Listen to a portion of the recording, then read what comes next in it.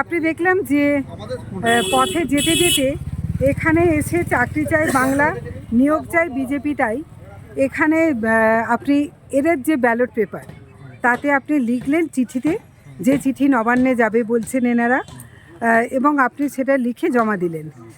আপনি একজন অবশ্যই বেকার, আপনাদেরকে 1500 টাকা করে ভাতা দেওয়া হবে, তো চাইছেন সেটা? সব থেকে লজ্জার বিষয় হচ্ছে ভাতাটা বেকার ভাতা। এই ভাতাটা কিন্তু আগেও ছিল, বুদ্ধবাবুর আমলেও ছিল, কিন্তু এই সরকার 2013 সালে এসে বেকার ভাতা তুলে দেয়। বেকার ভাতা কারা পেত? যাদের নাম রেজিস্ট্রেশন করা থাকতো তারা বেকার ভাতা পেত।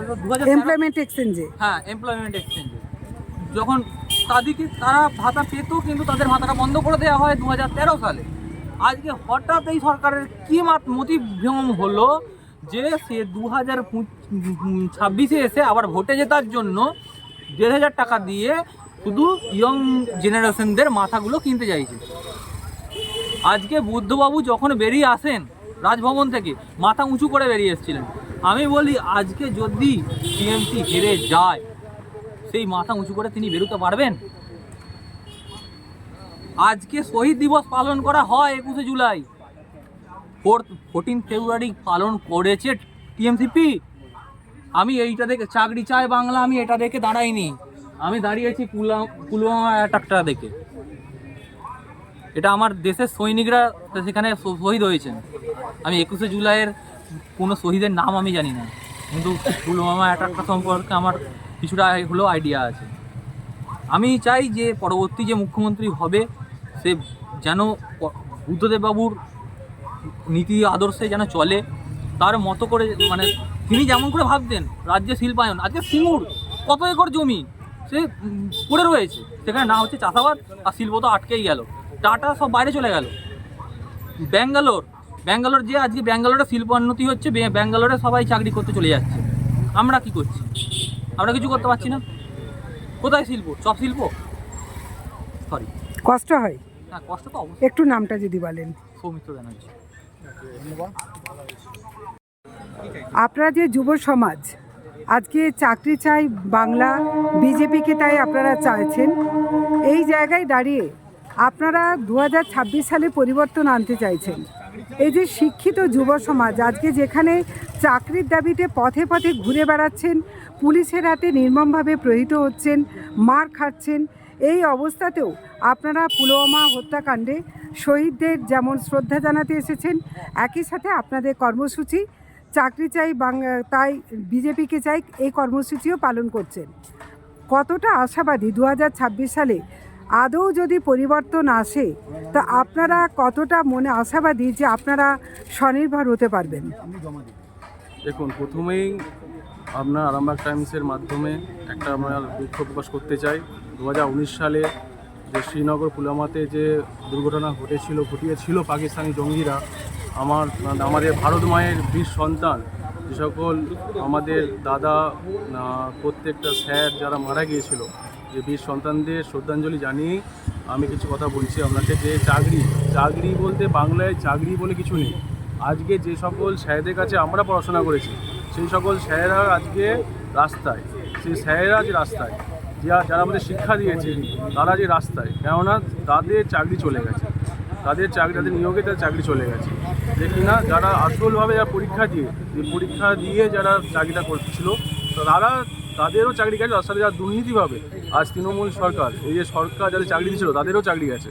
কিন্তু এই যে ওএমআর শিট যে সব পুড়িয়ে দেওয়ার জন্য তাদের যারা চাকরি পেয়ে তাদেরও চাকরি আজকে হারাতে হয়েছে।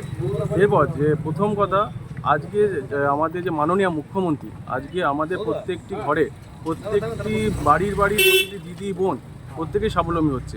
আজকে এই ডিজিটাল ইন্ডিয়ায় মোদিজির যুগে কেউ না কেউ একজন ইঞ্জিনিয়ার, কেউ লয়ার, প্রত্যেকটা দিদি, কেউ ডাক্তার হচ্ছে। আজকে দেখেছেন যে মানে স্বাবলম্বী নয়, কোয়ালিফিকেশনটা অর্জন করছে, হ্যাঁ স্বাবলম্বী তো এখনো হননি। না হচ্ছে, কিন্তু মাননীয়া কি বলছেন, মাননীয়া বলছেন সন্ধ্যে 7টার পর কোনো মহিলাকে, কোনো মেয়েকে বেরোনো দরকার নেই। উনি এটা বলার কে? আজকে একটা মা, একটা বাবা কষ্ট করে তার মেয়েকে পড়াচ্ছে, একটা ছেলেকে তার বাবা মা কষ্ট করে পড়াচ্ছে, কিন্তু এখানে বাংলার কোনো শিল্প নেই। আজকে তার জন্য আজকে আমাদের মতো যুবকদের পরিযায়ী শ্রমিক হতে হচ্ছে কিনা। এখানে আমাদের যেখানে বিজেপি ডবল ইঞ্জিন সরকার যেখানে আছে, সেই জায়গায় গুজরাট, সেই জায়গায় আমরা চাকরি করতে যেতে হচ্ছে। কিন্তু এই যদি ডবল ইঞ্জিন সরকার 2026 সালে আমরা গঠন করতে পারি এই যুব সমাজের মাধ্যম দিয়ে, তাহলে আমাদের অবশ্যই 2026 পর শিল্প আসবে এবং আমাদের যুব সমাজ একে একে কাজের মধ্যে এই মা বাবার কাছে থেকে কাজ করতে পারবে। এটাই আমি অঙ্গীকার করি। মানে আপনাদের এই মুহূর্তে একটাই লক্ষ্য, যে পরিবর্তন, সরকারের পরিবর্তন যেন তেন প্রকারেণ, এবং তারপর আপনারা আপনাদের ভবিষ্যৎ একটা আশা করছেন যে কিছু না কিছু একটা করতে পারবেন, তাই তো? অবশ্যই, কেননা বলছি আজকে যে 15টা বছর ধরে যেভাবে দুর্নীতি হচ্ছে, আজকে একটা আরজিকরের মতো জায়গায় একটা অত বড় মানে মেডিকেল কলেজ, সেখানে একটা ডাক্তার দিদি মারা গেল, তার আজকে কোনোরকমভাবে কোনো বিচার হলো না। বিচার হলো একটা, সে করেছে কিনা তার কোনো রকম তার কোনো গ্যারেন্টি নেই, কিন্তু তার কোনো বিচার হলো না, সে মারা গেল, তার বাবা মায়ের গেল, ওনার কিছু না। আজকে উনি বলছেন আমাদের, আচ্ছা, আপনারা বলছেন যে আপনাদের জন্য দিদি নাকি কিছু করেননি। আপনাদের তো এবার একটা সুযোগ এসে গেছে যে 40 বছর বয়স পর্যন্ত আপনারা 1,500 টাকার একটা ভাতা পাবেন। তো আপনাদের তো কিছুটা তো অর্থ দিচ্ছেন। দেখুন, ওই যে 1,500 টাকা ভাতা দিয়ে দিচ্ছেন, আমাদের ভাতা চাই না। আর ওনারই একজন মন্ত্রী বলেছেন ওই 1,500 টাকায় গুটকা খাবে। এইটা একটা যুব সমাজকে উনি বলেছেন যে গুটকা খাবে, গুটকা পান মশলা হয়ে যাবে। এটা ওনারই একজন মন্ত্রিসভায় মানুষ বলেছেন।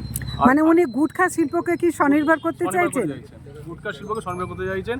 এবং এই 1500 টাকা যে ভাতা আমার চাই না, আমার চাই চাকরি, চাকরি চাই বাংলা, আমাদের এই স্লোগান। আর এই চাকরি নিয়েই আমাদের বিজেপি সরকার আসবে। 2026 সালে বিজেপি সরকার গঠন হবে।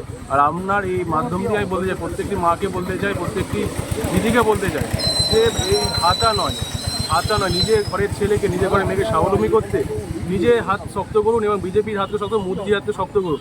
পশ্চিমবঙ্গে ডবল ইঞ্জিন সরকার গঠন করুন। আপনারা কি সবাই একমত? সবাই একমত। আপনাদের নামগুলো যদি একটু আমার নাম বলেন। শুভজিৎ সিংহ রায়, আমি আরামবাগ টাউন মন্ডলের কনভেনার। আপনি? সঞ্জয় মালি। আপনি? আমার নাম ফেরারাম রয়, আরামবাগ বিধানসভার যুব কংগ্রেস। আমার নাম মানিক অধিকারী, আমি আরামবাগ 4 নম্বর মণ্ডলের যুব কার্যকর্তা। তার মানে আপনারা এই যে এখানে এতজন দায়িত্ব প্রাপ্ত ব্যক্তি দাঁড়িয়ে আছেন দলীয়ভাবে, আপনারা সবাই খুব কষ্টে আছেন, যে আপনাদের পাশে কোনো দিশা নেই, তাই তো? এই মুহূর্তে কোনো দিশা নেই, কষ্ট মানে কি বলছেন যে এই দিশা মুক্ত করার জন্য যুব সমাজ কি আদৌ জাগছে? যুব সমাজকে যদি জেগে থাকে ভালো, আমাদের মাধ্যমে আমরা নতুন যুব কার্যকর্তা, আমরা নতুন প্রজন্মকে, নেক্সট জেনারেশনকে তাদের লাইফের দিক দিয়ে এগোনোর জন্য এবং তাদেরকে স্বনির্ভর করতে, তাদেরকে একত্রিত করতে, যে তারা পরবর্তী ক্ষেত্রে চাকরির জন্য যেন রাস্তায় বসতে হয়। কোনো মাস্টার মশাই আমাদের যেমন ছোটোবেলা থেকে শিক্ষা দিয়ে এসেছেন, বলে না, গুরু ব্রহ্মা গুরু বিষ্ণু গুরুদেব মহেশ্বর গুরু সাক্ষাৎ পরব্রহ্মা গুরু তস্मै নমঃ। তো সেই গুরুকে আজকে রাস্তায় মার খেতে হচ্ছে। সেই সব জায়গা লক্ষ্য করে আমরা আজ মাঠে নেমেছি, নতুন যুব সমাজ, যাতে একটাই দাবি, যুব সমাজকে চাকরি দেওয়া হোক। সেই দাবিতে আমরা এই কর্মসূচি পালন করছি এবং নতুন যুব সমাজকে গড়ে তোলার চেষ্টা করছি। সঞ্জয়বাবু কি বলছেন? প্রথম কথা তো আমাদের যা ওয়েস্ট বেঙ্গলের অবস্থা, টোটালটাই দুর্নীতির উপর ছেয়ে আছে। দুর্নীতি বলতে একদম মানে আপনি সবই জানেন, মানে চাকরি থেকে বালিচোর, কয়লা চোর থেকে পুরো আমাদের ঋণের মাথায় এক একটা মানুষ ওয়েস্ট বেঙ্গলের পুরো ঋণের মাথায় বোঝা নিয়ে জন্মেছে। আবার দুর্নীতি মুক্ত করতে গেলে সাধারণ মানুষকে একটাই এগিয়ে আসতে হবে। সাধারণ মানুষ কাছে আমার অনুরোধ যে সাধারণ মানুষ যেন এগিয়ে আসে এই দুর্নীতি মুক্ত বাংলা গড়তে, আমাদের বিজেপি সরকার হাত শক্ত করতে মানুষ যেন এগিয়ে আসে। এটাই। আজকে আমাদের কর্মসূচি আপনারাও দেখতে পাচ্ছেন, চাকরি চাই বাংলা, নিয়োগ চাই বিজেপি চাই। আজকে এই কার্যক্রমের মাধ্যমে আমরা যুব সমাজকে বার্তা দিচ্ছি যে, আর যুব সমাজ যে আমরা দেখতে পাচ্ছি যে অন্যান্য রাজ্যে যেমন আমরা দেখতে পারি যে চাকরি আসছে তার প্যানেল আমরা দেখতে পাই, আর বর্তমান রাজ্যে পশ্চিমবঙ্গে চাকরি বাতিলের প্যানেল আমরা দেখতে পাই। আমরা চাই শিল্প হোক, কর্মসংস্থান হোক, মানুষ যাতে আত্মনির্ভর হয়, স্বনির্ভর হয়ে যেন মানুষ আগায়। আর যুব সমাজ, ভারতবর্ষের ম্যাক্সিমাম যুব সমাজ এখন চাকরি চাইছে এবং আমরা গোটা দেশ জুড়ে এবং পশ্চিমবঙ্গব্যাপী এই কর্মসূচি আমরা করছি। সেই পক্ষ থেকেই আজকে আমাদের আরামবাগ সাংগঠনিক জেলা, আরামবাগ বিধানসভার সমস্ত কার্যকর্তাদেরকে সাথে নিয়ে আমরা এই কার্যক্রম করছি এবং আমরা যুব সমাজকে মেসেজ দিচ্ছি। কেমন সাড়া পাচ্ছেন? খুব ভালো সাড়া পাচ্ছি এবং আমরা যুব সমাজকে মেসেজ দিচ্ছি যে এখানে চাকরির দাবিতে আপনাদের মূল্যবান সই করুন এবং ড্রপ বক্সে জমা দিন। আর আমরা চাই আরও যে আমাদের কার্যক্রম হচ্ছে বিকশিত পশ্চিমবঙ্গ বিজেপির গ্যারান্টি, এই কার্যক্রমও হচ্ছে। আমরা চাই মানুষ আসুক এবং মানুষের খুব ভালো সাড়া পাচ্ছি। পরিবর্তনের পক্ষে মানুষ আছে, ভারতীয় জনতা পার্টির পক্ষে মানুষ আছে। সবকা সাথ সবকা বিকাশ, নরেন্দ্র মোদীজির যে কার্যক্রম, সেই অঙ্গীকারকে আমরা সামনে রেখে পশ্চিমবঙ্গকে এক নতুন দিশা আমরা দেখাবো এবং সোনার বাংলা গড়তে যে স্বপ্ন আমাদের মুনি ঋষিরা রেখেছিলেন, স্বামীজি, বিবেকানন্দ, আমাদের সূর্য সেন থেকে যেই সব দেশপ্রেমী বিপ্লবী যেই সোনার বাংলাকে দেখেছিলেন, সেই সোনার বাংলা গড়তে বিজেপিকে প্রয়োজন এবং ইয়ং জেনারেশনকে আমি আহ্বান করছি, আসুন আপনাদের মতামত জানান এবং এই লড়াইটা চলুন, এই লড়াইটা সংঘবদ্ধ হয়ে একসাথে লড়ি, বিকশিত ভারত গড়ার লক্ষ্যে, সোনার বাংলা গড়ার লক্ষ্যে। জ্যোতিষ জগতে অদ্বিতীয় ডক্টর অঞ্জন শাস্ত্রী, আপনার উজ্জ্বল ভবিষ্যতের একমাত্র দিশারি। Call for booking 7477886099 or log in www.anjanshastri.com। Download করুন আমাদের exclusive mobile app astro Anjan.